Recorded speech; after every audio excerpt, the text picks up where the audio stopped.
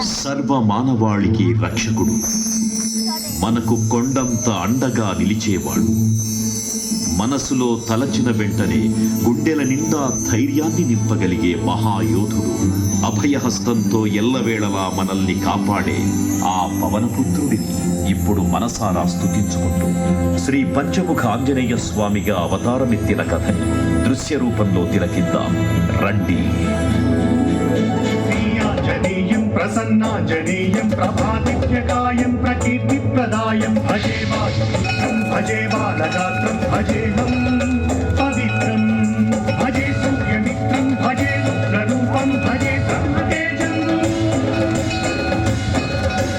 అది రామాయణ మహాయుద్ధం భీకరంగా సాగుతోన్న తరుణం.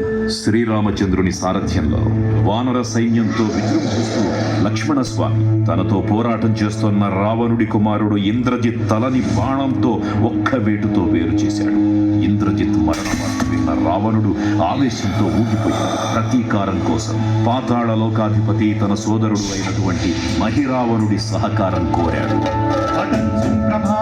సాయంత్రమీ నామ సంకీర్తనలు చేసి నీ రూపు వర్ణించి నీ మీద నేదండకం రచించేయ నీ మూర్తి గావించి నీ సుందరం పెంచి నీ దాసదాసుండనై రామ భక్తుండనై నిన్నునే గొల్చెదన్.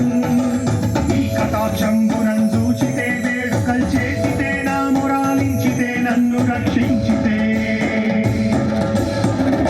తంత్ర విద్యలో ఆరితేరిన మహిరావణుడి దాడి గురించి విభీషణుడి ద్వారా ముందుగా తెలుసుకున్న హనుమంతుల వారు తన ప్రభువుల విశ్రాంతి మందిరానికి కాపలా ఉండగా ఆ దుష్టుడు లోపలికి ప్రవేశించడానికి పలు ప్రయత్నాలు చేసి చివరికి మాయోపాయంతో విభీషణుడి రూపం ధరించి మందిరంలోకి ప్రవేశిస్తాడు. నిద్రిస్తున్న రామలక్ష్మణులను అపహరించి పాతాళ లోకానికి తీసుకుని పోతాడు. అంజనాదేవి గర్భాన్మయా దేవని నేనెంత వాడన్ దయాశాలి వై చూచియుండాత వై చూచి శస్కరన్ నిచియున్ తొల్లి సుగ్రీవకున్ మంత్రి వై స్వామి కార్యార్థమై ఏగి శ్రీరామ సౌమిత్రులను చూచి వారిని విచారించి సర్వేసు పూజించి యవ్వాను చెంబంటు గావించి వాలిని సంపించి కాకు సతిలకున్ కృపాదృష్టి వీక్షించి కిష్కింధకే తెంచి శ్రీరామ కార్యార్థమై లంకకే తెంచియున్.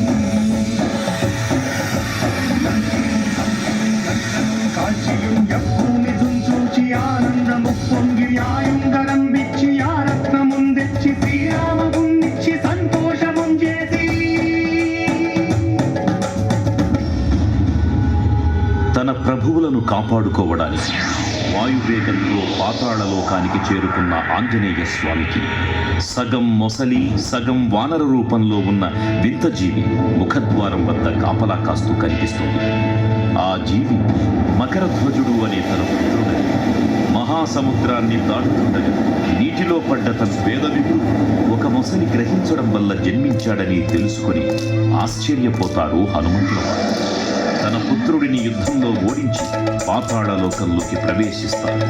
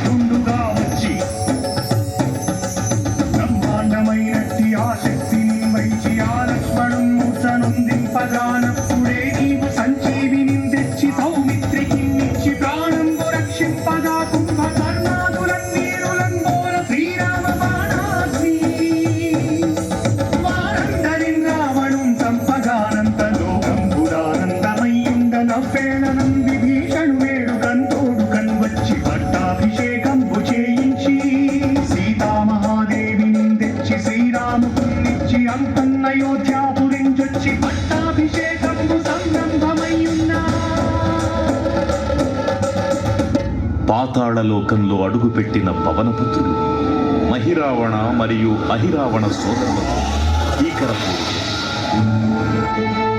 5 దిక్కులలో ఉన్న 5 దీపాలను ఒకేసారి ఆర్పడం ద్వారా మాత్రమే వారి మరణం సంభవిస్తుందని చెప్పగా అప్పుడు మహాబలి 5 ముఖాల ధారణ చేసి పంచముఖ ఆంజనేయునిగా అవతరించి ఏకకాలంలో 5 దీపాలను ఆర్పివేసి ఆ దుష్ట సోదరులను తుదముట్టిస్తారు.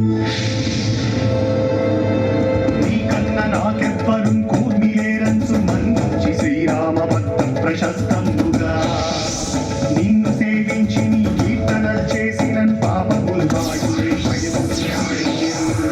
భాగ్యములు కల్గునే సామ్రాజ్యములు కల్గు సంపత్తులు కల్గునో మానదాకారయో హస్తమందారయో పుణ్యకంచారయో వీరయో వీర నీవే సమస్తం ఆధారక బ్రహ్మ మంత్రం వజ్రదేహంబును దాచి శ్రీరామ శ్రీరామయంచున్ మనఃపూతమైన ఎప్పుడు తప్పకన్ తలతు రాజిహ్వయందుంది నీ దీర్ఘదేహము త్రైలోక్య సంచారివై రామనామాన్ని సత్యానివై బ్రహ్మతేజమునన్ రౌద్రనీ జ్వాల కల్లోల వీర హనుమంత ఓంకార శబ్దంబులన్ భూత ప్రేతంబులన్ పిశాచంబులన్ శాతిని జాతి విద్యాబులన్ కాలి దెయ్యంబులన్ నీరు వారంబులన్ దుట్టి నేరంబడన్ బట్టి నీ ముష్టి ఘాతంబులన్ బాగుదండంబులన్ రోమఖండంబులన్ తుంచి కారాభిరుతుండవై నీవు బ్రహ్మ ప్రమాణితమై దివ్యతేజంబులను చూచి రాలోని నా ముత్తు నరసింహయంచున్ దయా దృష్టి వీక్షించి నన్నేలు నా స్వామి ఓ ఆంజనేయ నమస్తే సదా బ్రహ్మచారి నమస్తే నమో వాయుపుత్ర నమస్తే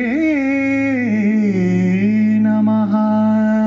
తూర్పు దిక్కున చూసే శ్రీ హనుమాన్ ముఖం సర్వ పాపాలను హరించేదిగా, దక్షిణ దిక్కున చూసే శ్రీ నరసింహుని ముఖం శత్రుభయాన్ని పోగొట్టి విజయం చేకూర్చేదిగా, పశ్చిమ దిక్కుని చూసే శ్రీ గరుడ ముఖం భూత ప్రేత తాంత్రిక భయాలను పోగొట్టేదిగా, ఉత్తర దిక్కు వైపు చూసే శ్రీ వరాహ ముఖం గ్రహదోషాలను హరింపజేసి అష్టైశ్వర్యాలను అందించేదిగా, ఆకాశం వైపు చూసే శ్రీ హయగ్రీవ ముఖం విజ్ఞానాన్ని, విజయాన్ని, ఉత్తమ జీవిత భాగస్వామిని అందించేదిగా పురాణాలు చెబుతున్నాయి. కావున భక్తులారా, అన్ని విధాలుగా మనలను ఆదుకుని శ్రీ ఆంజనేయ స్వామిని మనసారా స్మరించుకుని తరించండి. శ్రీ శ్రీ శ్రీ మహావీర బజరంగ బలికి జై.